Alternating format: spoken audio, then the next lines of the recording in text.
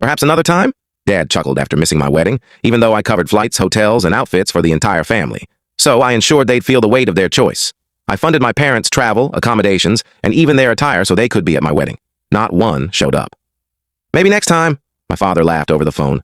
We couldn't skip your sister's brother-in-law's poetry event, my mother explained. I didn't argue. Instead, I penned my own response, and by morning, their shouts filled the air. They say your wedding day is meant to be the happiest, a radiant blur of blossoms, joy, and affection. That's what I pictured when I started planning mine. I secured the venue early. A charming, affordable rooftop adorned with twinkling lights. I meticulously chose the menu, ensuring vegetarian dishes for my sister and sparkling wine for my mother.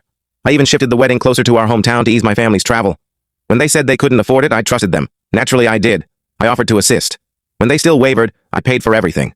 Flights, hotels, and clothing. I covered it all, including for my sister's husband, so she wouldn't travel alone. I convinced myself it was worth it. That family shows up when it matters.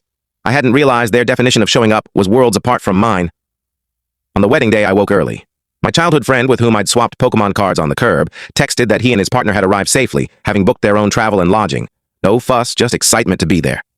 Meanwhile, I kept checking the airline app for my parents' flight. Landed on time. Great. I thought they were en route.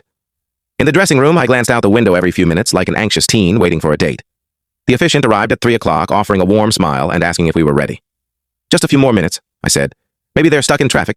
Maybe their phones died. My calls went straight to voicemail. I tried again. No answer. The makeup artist finished my hair.